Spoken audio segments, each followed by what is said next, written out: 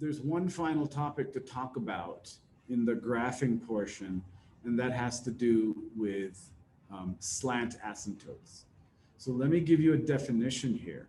So for a rational function, P over Q, if the degree of the numerator is greater than the degree of the denominator, then first of all, the function P over Q will not have a horizontal asymptote. So think about dominance of powers. If the degree on top is bigger than the degree on the bottom, then as x goes to infinity, the function will blow up to plus or minus infinity.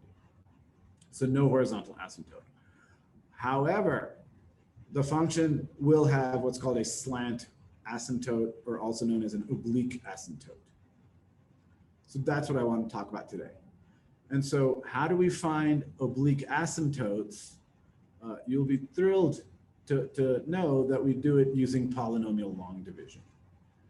So polynomial long division is something that's covered in pre-calculus. It's also known as synthetic division.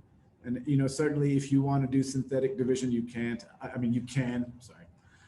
I can't do synthetic division because I forgot how it goes. I don't even remember it. So I just do old school polynomial long division, which I'm going to now show you an example of. So here it says find the slant asymptote of the function y equal to x squared minus 3/2 over 2x plus 1. The first thing to notice here is that the degree on top is greater than the degree on the bottom. So here there won't be any horizontal asymptotes, but there will be a slant asymptote. So now let's do the division. So what do I mean? I'm going to divide x squared minus 3/2 x by 2x plus 1, doing long division the old school way. So what do I mean? Let me show you a quick example involving numbers. So suppose I wanted to do 7 divided by 3, right? So here you do 7, you go 3. And now I write down a number up here that when I multiply to 3, it will get me as close to 7 as possible. That's an integer. So this is integer division that I'm doing. So here, 2 times 3, is 6. And then you subtract that, you get a 1. And so we stop the division when this number is less than this number. So the division's finished. So what can I conclude? So what? So now I know 7 over 3 equals 2. So that's this number up here, plus the remainder 1/3. I know I didn't do anything magical here. You all know about this, but I'm going to do the same thing now with polynomials. And here, this is the one here from the remainder. Okay, so let's do this same procedure now to polynomials. So let me set this up here. Let me get rid of this, and let me get rid of this. All right, folks, what I want you to do starting out is just focus on the 2x for the divisor, and here for the thing we're dividing here, I think it's called a dividend, I don't know. Focus on the first term, go term by term. So start with x squared, and then we say, what's x squared divided by 2x? So x squared divided by 2x is x over 2, because you can cancel 1x, right? Now, you're going to multiply each of these terms here by x over 2. X over 2 times 2x is x squared. We're expecting to see the same thing here. That's by design. X over 2 times 1 is plus x over 2. Now what you do is slap parentheses around this expression, throw on a minus sign, and do the division. So here do x squared minus x squared, so there'll be a 0 here, minus 3/2 x minus x over 2 is minus 4 over 2x, or minus 2x. And look, now what's happened is we've essentially taken care of this first term. So now I can ignore this term and move on to the next term. So now what I'm going to take negative 3/2 x and divide. So take negative 3/2 x and divide by 2x. Negative 3/2 x divided by 2x is going to be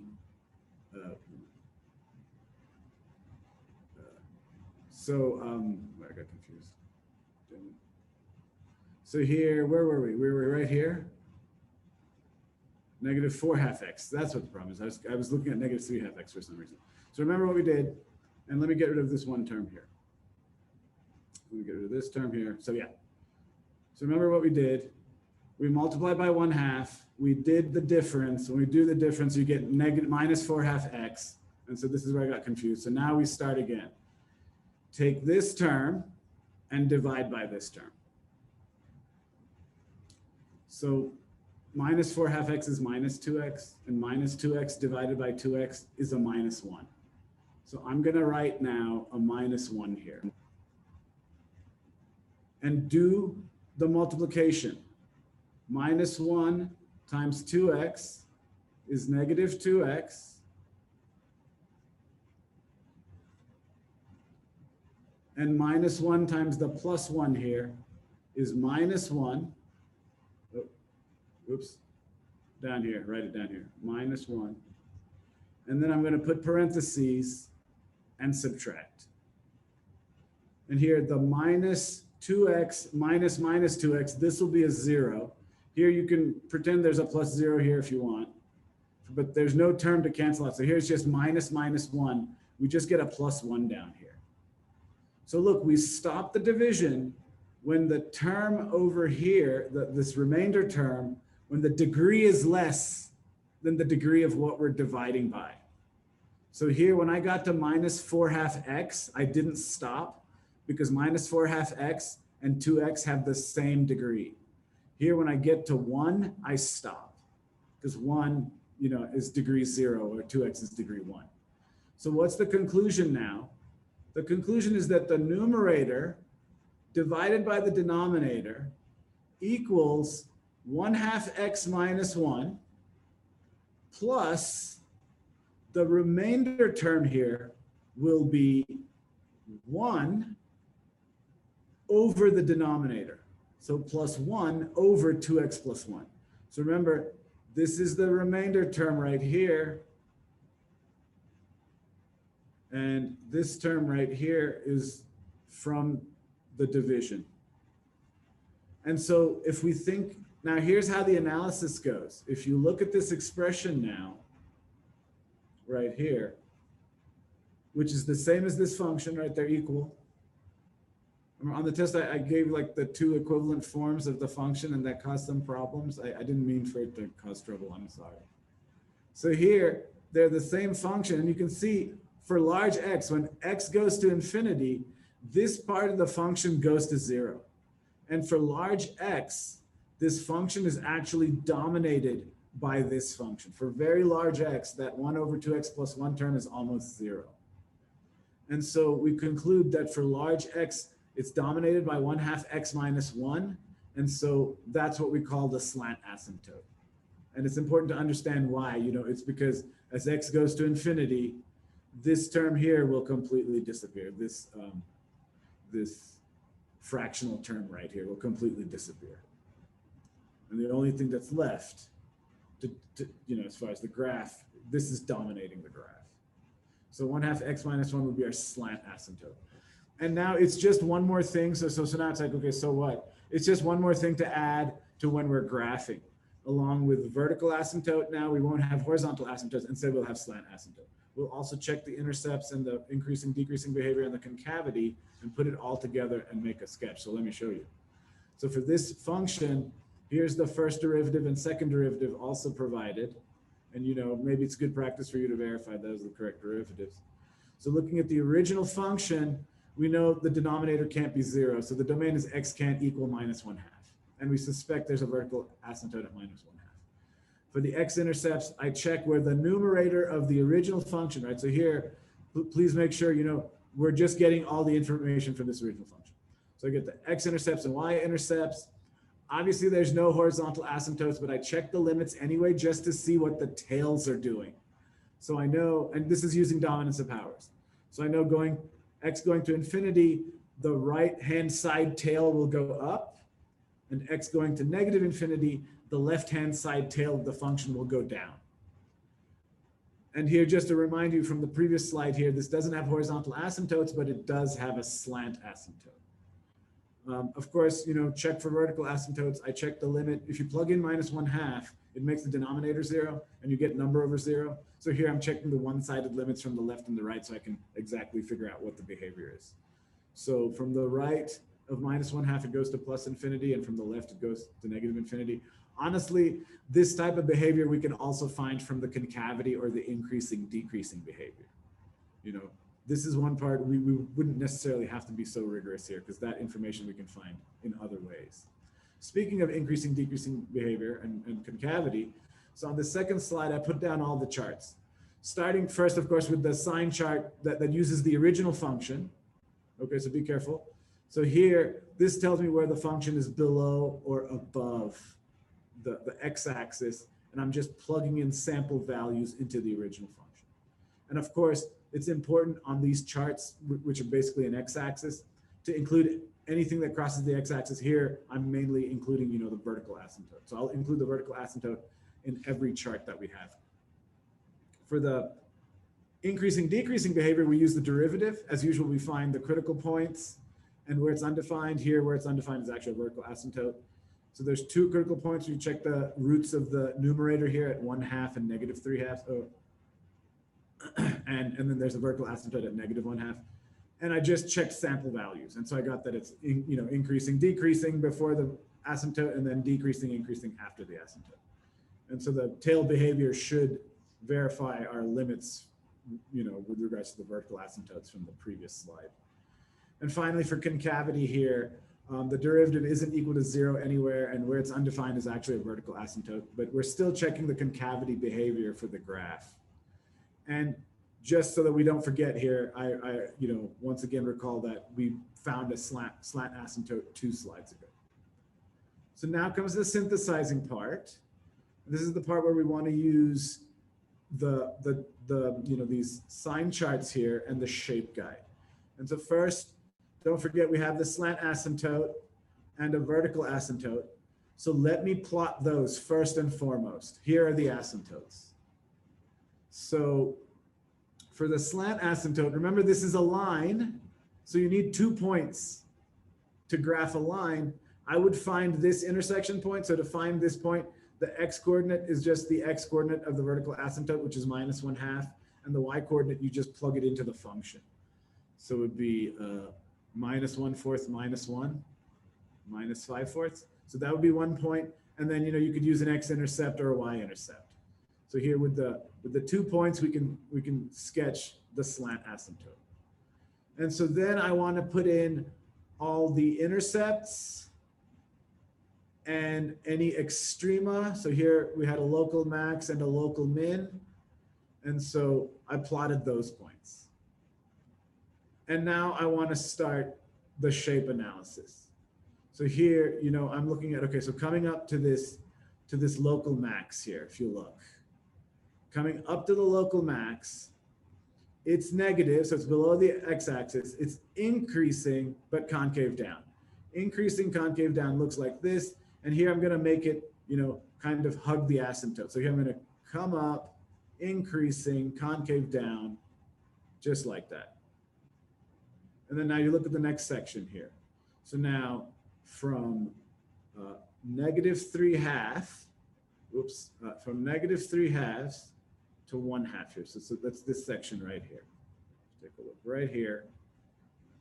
You'll see it's still negative, but now it's decreasing and concave down. So now I'm going to have this decreasing concave down negative, hug the asymptote. And so now I'm on to the next section, right? So from -1/2 here to 0. So here you'll notice, first of all, it's positive. It's above the x-axis, decreasing concave up, decreasing concave up. So here it's going to look like comes down, hits the x-intercept. Look, then it's negative. Okay, I'm going to keep going without shading. Still decreasing, so then it's negative, still decreasing concave up.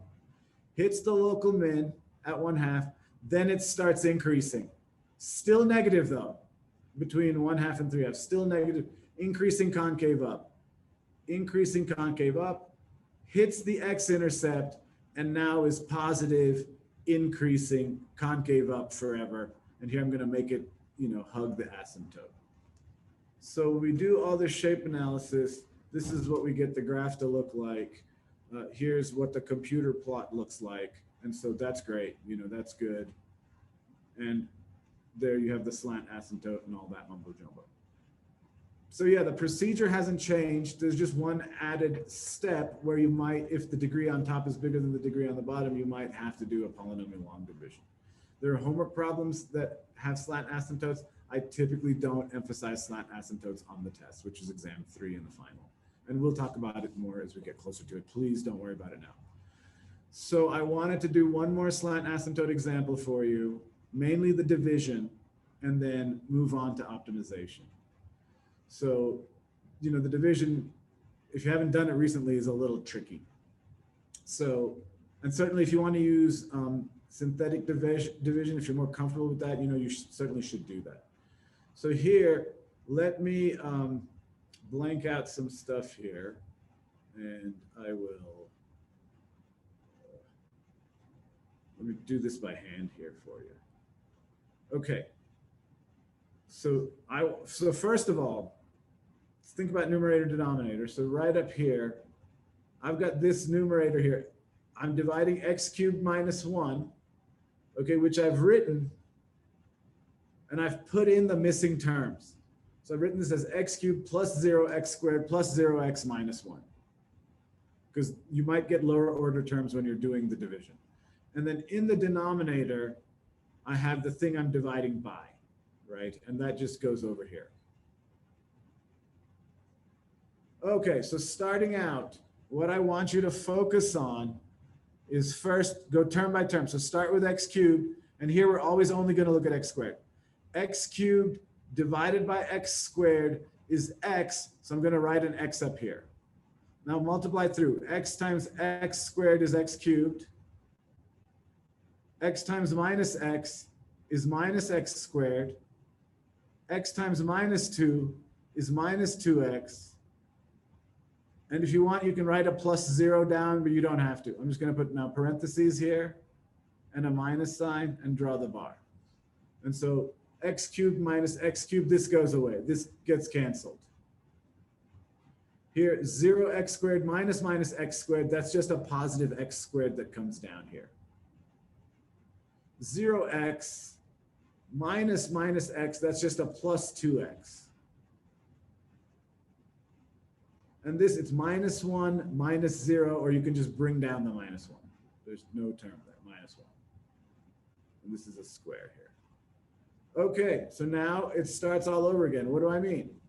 I mean, look at this term, x squared here, and divide by x squared. X squared divided by x squared is plus 1. So let me write down a plus 1.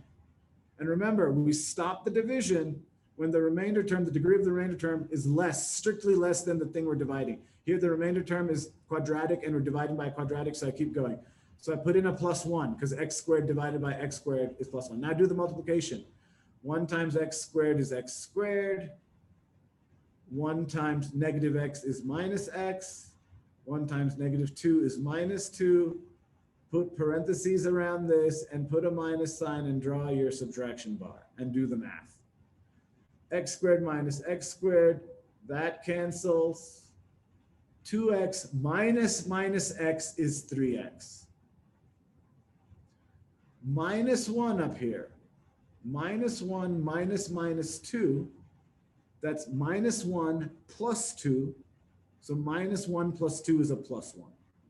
So what have we discovered? Okay, so the original fraction, x cubed minus x squared, x cubed minus 1 over x squared minus x minus 2 will be equal to x plus 1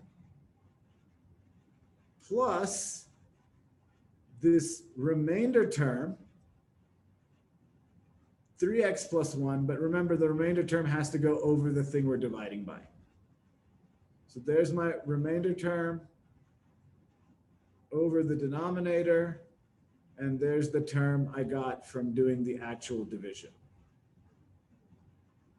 And now how does the analysis go? Now we say, well, for really large x, if you look at this thing, so remember now, this function and this function are the same. And by dominance of powers, for really large x, this function will go to 0 as x goes to 0. This will go to 0 as x goes to 0. So basically for large x, it's dominated by the function x plus 1. So the conclusion is that the slant asymptote of this function is y equal to x plus 1. And so now, we can graph it. We can now look for the vertical asymptotes and domain and range and all that stuff. So I've graphed it on this next slide because I wanted you to see the graph. And, maybe something you want to try. And there you see the slant asymptote, and you see a function can cross its slant asymptote or its horizontal asymptote. That's okay. And so here, certainly it has no horizontal asymptotes, but it's crossing its slant asymptote. I wanted to mention one other thing, and this is just kind of an interesting fact that, for example, for this function, if you look at it, 1 minus x cubed over x, if we do the division, so we just break this up as 1 over x minus x cubed over x, and x cubed over x will just be x squared. And so here's what the function looks like when we simplify it. And so for very large x, the 1 over x goes away. And in this case, we actually have a slant asymptote that's quadratic. It's a parabolic slant asymptote. So here, if you graph it, it looks like this. And here, the slant asymptote is this weird parabolic shape. So yeah, in this case, the slant asymptotes don't always have to be lines. They can be a little more weird than that. So yeah, so this ends the discussion on slant asymptotes. The new wrinkle here is doing this polynomial division. And that's something, to practice a little bit if you're not sure about that. And it's not too hard. It's just, like I said, the more you practice it, it's an algorithm. There's certain steps that you just always follow. So once you get those down, it's not too bad. So yeah, so this ends the discussion on graphing. And so I want to now move to talking about optimization. So optimization is an application of absolute extrema. So from a mathematical point of view, we're not introducing any new mathematics, but we are introducing a new way of asking you an extrema question, okay? So related rates, optimization is to extrema problems what related rates are to implicit differentiation. That is to say, optimization is an application of extrema problems. So mathematical optimization is a very important subject in science. And it's literally a career choice. Some people that's their whole field is to do optimization. So mathematical optimization is when we try to determine the maximum or minimum value of some given function. The term optimization specifically in this context, in this class, the term optimization means either I'm trying to maximize it or I'm trying to minimize it. Okay, so if you say, what type of optimization are we doing? We're trying to maximize it or we're trying to minimize it. So those are the two different types of optimization we talk about in this class. So we've got the function that we're trying to maximize or minimize. So that's two parts of it, of the function, and then whether we're trying to maximize or minimize. And then the function has a restriction known as a constraint. So the constraint is the third piece of an optimization problem. So an optimization problem, the three pieces are, what's the function that we want to optimize? What type of optimization are we doing, minimizing or maximizing? And third, what's the constraint? Once we have those three things, in theory, we can then solve the optimization problem. With reference to extrema, we're just trying to find absolute extrema. That's all we're ever trying to do. But I do want to remind you that in certain situations, the absolute extrema can occur where the local extrema are. That is to say, the local extrema are the absolute extrema. So we will still be using, local extrema techniques as well as absolute extrema techniques. So here are your basic steps of optimization. The first step is to find the function to be optimized, right? So I say, typically there's some given function that needs to be optimized. So that's the first step. Determine the function to be optimized, and any relative variables in the picture, which I'll show you. Then determine what type of optimization we're trying to do. Are we trying to, for this mathematical optimization here, are we trying to maximize or minimize the function? Then the other piece is to find the so-called restriction, or what we call the constraint. So the other piece is to find and write down the constraint. So write down the constraint. So those are our three pieces. So what happens in an optimization problem is the function that we're trying to optimize will be a function of more than one variable, and I'll show you an example. So it'll be a multivariate function. It won't just be a function of x, it might be a function of x and y, or some other variable, but more than one variable. So the next step in the optimization problem is we use the restriction or the constraint to convert the problem that's in many variables, the multivariate problem. We use the constraint to convert it into a problem that only involves one variable, a univariate problem. And this is all made possible, using the constraint. The constraint is like this bridge that allows us to go from multivariate scenario to univariate scenario. And then at this point, we just solve the problem like it's a regular extrema problem. We find and classify the critical points and, just basically find the extrema. So these are the steps. There's no new math here.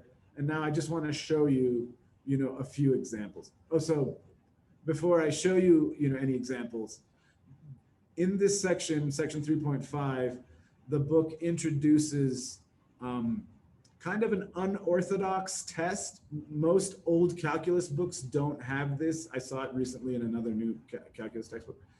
So it's the first derivative test for absolute extrema. So what am I talking about? What's my issue? This test classifies absolute extrema using shape. And that's not traditionally how things are done. Traditionally, we use the y value to find absolute extrema, and we use the shape. We're looking for little hills or valleys to find the local extrema. But in certain situations where there's one critical point in the interior of the domain, in those situations, it'll turn out that the local maximum or local minimum will also be the absolute max and min. And so that's what this first derivative test for absolute extrema is about. Okay, so let's take a quick look at it. Here it says, suppose f prime of x is less than 0 for all x less than c. So that's saying the function is increasing for all values of x less than c, where x equal to c is a critical number, okay? So to the left of the critical number, the function is always increasing. The part I want to emphasize is this is for all x in the entire domain. And then here it also says, and f prime of x is less than 0 for all x greater than c. So after the critical point, the function is always decreasing. So if you think about the shape, before the critical point, the function's always increasing, and after the critical point, the function's always decreasing. Based on that shape, that local maximum, which is at c, has to also be an absolute max. And this is in this unique geometry situation where you basically only have one critical point in the interior of the domain. That's your high point, or low point if you flip the picture upside down. So here's the other picture. Suppose to the left of your critical point, the function's always decreasing for all x. And to the right of your critical point, the function's always increasing. Then that local minimum that's at that critical point must also be an absolute minimum. And you can see it's a bit of an artificial situation, but this is how the book uses here, not the value, but the shape. The fact here that this is decreasing forever, to the left of the critical point and increasing forever to the right, that even without finding the value, just based on that shape, that must be the lowest point in the range, period. The lowest, i.e. the absolute min. Same idea here, that if it's always increasing to the left before the critical point and always decreasing after the critical point, well, gee, there's got to be a, the high point at that critical point. There's no other place for us to have a high point even. So let me do an example. The examples start out kind of easy and then get more and more complicated. We're doing a new topic here, so I think it's important to, get into the topic just slowly, because it's always, word problems are always tricky. The brain always gets a little bit intimidated when word problems show up. And remember, part of what we learn from math is to face our fears. If we avoid the things we're afraid of, then we'll never get good at those things, the things we're not good at. And I'm not suggesting you get into a cage with a tiger. That's not the type of fear we should confront. I'm talking about intellectual things, So here, let's read the question. What is the largest possible area for a right triangle whose hypotenuse is 5 centimeters long? So we have a triangle, and the hypotenuse of the triangle is fixed at 5 centimeters. We now want to know what's the largest possible area. What values of x and y will give us the largest possible area. So for me, the key word that I'm keying in on, that just rings out to me, is the phrase largest. In an optimization problem, we're always looking for extremes. So this word largest tells me this is an optimization problem. What is the largest? What is the smallest? What is the most? What is the least? Those are all the clues that you're dealing with an optimization problem. Because optimization problem, we're looking for an extreme. So that's the first part. I know this is an optimization problem, and I know that this is a maximization optimization problem, right? We're trying to find a maximum. The second part I read is, it says, what's the largest possible area? So that's the function we're trying to optimize. Remember, there's 3 parts. There's the function we're trying to optimize. There's what type of optimization are we doing? And then there's the restriction. So here, the function we're trying to optimize is the area of this triangle. The area of the triangle is what I'm trying to maximize. Finally, I need the restriction. And so the problem says, for this triangle, the hypotenuse is always fixed at 5 centimeters. So that's the third piece of my optimization problem. I want to find the largest, I want to maximize the area of the triangle so that the hypotenuse is always 5 centimeters. So now here's the trick part now, to convert this into a math sentence, okay? So this is the part now, we'll go very carefully. So here in the diagram, I label the base of the triangle as x, and the height of the triangle is y. Of course, the hypotenuse is fixed at 5, okay? And so I can write down part of the optimization problem. So I don't know if you remember, but the area of a triangle is 1/2 base times height. Okay, just to remind you, area formula of a triangle. So here, the base is x, and the height is y. So here I'm trying to maximize, so identify what kind of optimization problem, maximize, because we want to find the largest area of this triangle. And the area here is 1/2 xy. So look, remember here, this is a multivariate problem. There's more than one variable. So let me tell you what's happening in terms of calculus. In terms of calculus, this function is actually a 3-dimensional surface. Here in Calc 3, we would call this z equals. We would say z equals 1/2 xy. And let me just tell you what the scenario is here. Here we have 3 axes. We have an x-axis, a y-axis. So these are both in the plane, like in the floor. And then coming up, we have a z-axis. Okay, so here, this function here, z equal to 1/2 x plus y, this is some type of surface. Okay, so let me try, I'm gonna draw a very simple surface. So I'm just gonna try and draw like a hemisphere. So this is a 3-dimensional surface. And so what we're trying to find in this optimization problem, here it says to find the largest. I'm trying to find the high point. Specifically, if I can find the x coordinate and the y coordinate that gets me to this high point. We're interested in the x and y coordinate as well as the actual. So for this high point has a z value here. So we're interested in all those things in this problem here. So this is a Calc 3 problem that you'll learn how to solve in Calc 3. But to solve it in Calc 1, we have to make this a Calc 1 problem. And so we have to make this go from 2 variables to 1 variable. And so that's where the constraint equation comes in.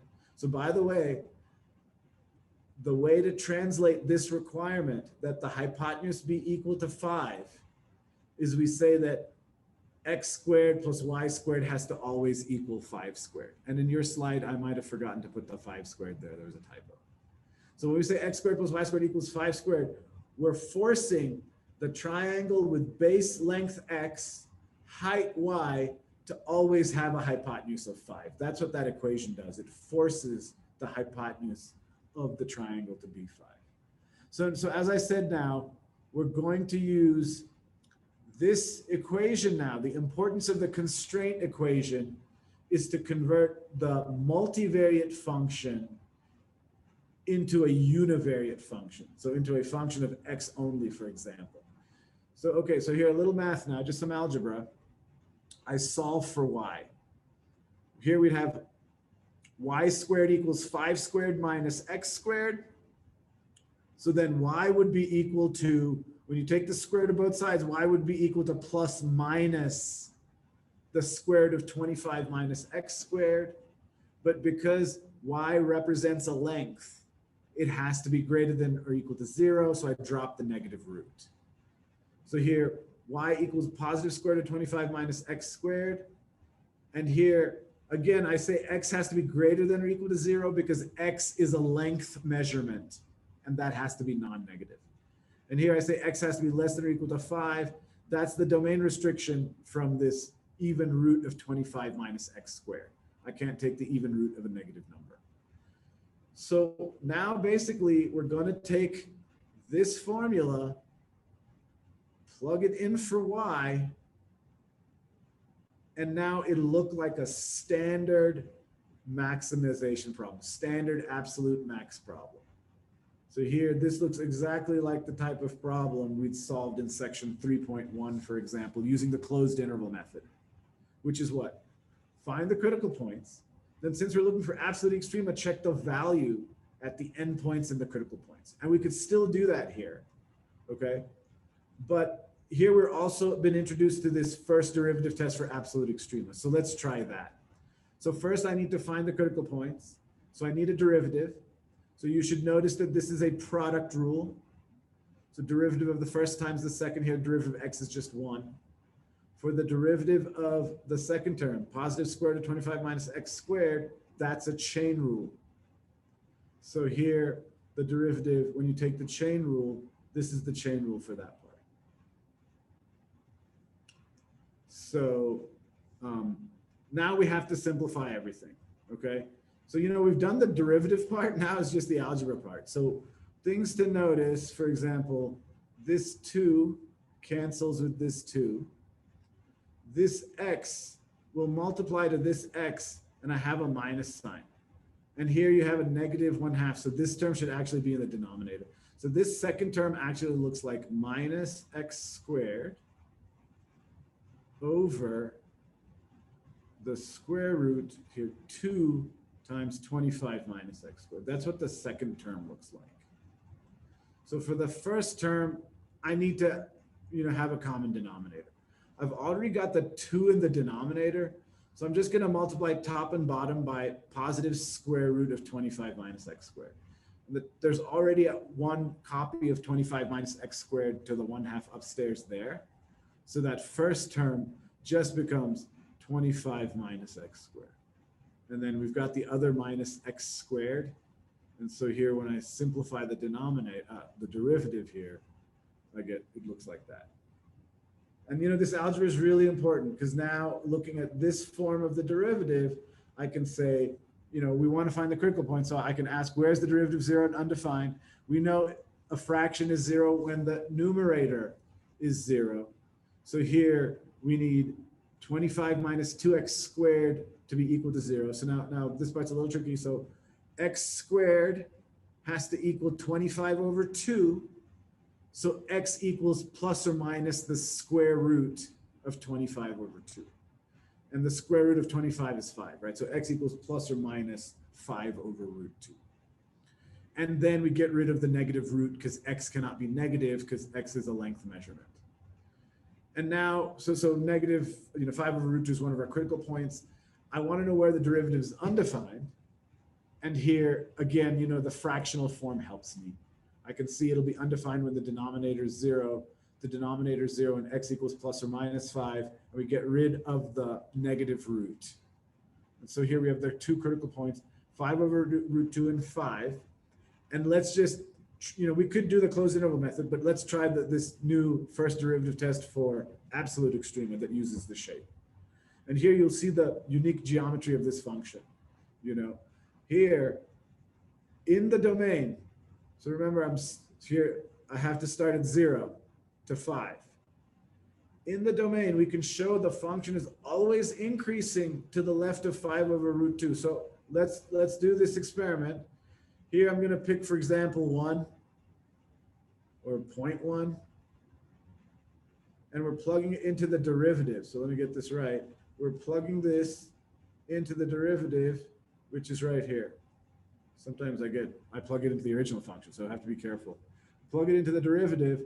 If you plug in 0.1, you see the numerator will be positive, the denominator will be positive. If you plug in 1, 25 minus 2 over 2 times, the square root of 24. So positive over positive, the function is increasing always to the left of this critical point. And then, I don't know, plug in like a 4.9 or something, plug in 4 or 4.9. See here, you'll get 25 minus 2 times 16, 25 minus 32, that's a negative number upstairs. Denominator is always positive because it's the positive square root. The derivative is negative to the left of the critical point always for the entire domain. So based on this geometry, yeah, there's a local max at 5 over root 2, but it has to also be an absolute max because it's literally, based on this analysis, the only high point in this function, just based on the slope information, the increasing, decreasing. It's literally the only high point, so it has to be the absolute maximum. That's the logic here of using the shape to classify absolute extrema, which is very unusual in general. But here, because of the geometry, it works out. If you had more than one critical point, all of this, that's not, 0 like this. Then it really, you have to go to more traditional techniques if you had more than one critical point. You couldn't just use the shape. Like if I had a graph that looked like this, if the graph looked like this, then you'd have to plug in the values because our shape analysis would be the same. Here's increasing, decreasing, but this is also increasing, decreasing, but obviously one of them is bigger than the other. So here, obviously this one here, that I tried to make the second one larger. So in this case, this first derivative test for absolute extremum stuff is not going to work. It only works for this unique situation scenario where we have the one critical point that's conveniently in the middle of our domain and it's increasing, decreasing, or decreasing, increasing, okay? But that's what we see a lot of problems like that in this book. So we conclude there's an absolute max at 5 over root 2, and now we need to answer the question. The question asked, what's the largest possible area of this triangle? So what I'm now gonna do is take this x value of 5 over root 2 and plug it into this function here that's calculating the area for us. So for these x values here, plug in the 5 over root 2 and calculate. So when I do that, I get 25 over 4 centimeters squared is the largest area. So, here we have a very traditional optimization problem in that, you're looking for the 3 parts, folks. We're looking for what's the function we're trying to optimize? That's number 1. Number 2, what type of optimization are we doing? Maximizing or minimizing? That's the second piece of information we're looking for. And the third piece of information is the constraint. What's the restriction that this problem has to always satisfy? To me, this is the tricky part of an optimization problem, getting it set up, figuring out those things, and writing it mathematically. Once you've gotten to there, the rest of it is mostly mechanical.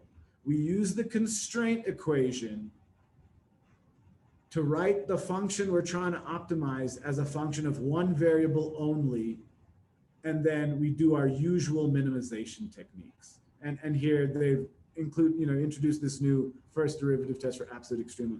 As I said, it only works for these unique cases, which you'll see a lot of in the homework. So folks, I don't want to go any further because it's 3 minutes for time. So I'll finish up the lecture on optimization on Monday. So I'm going to stop right here.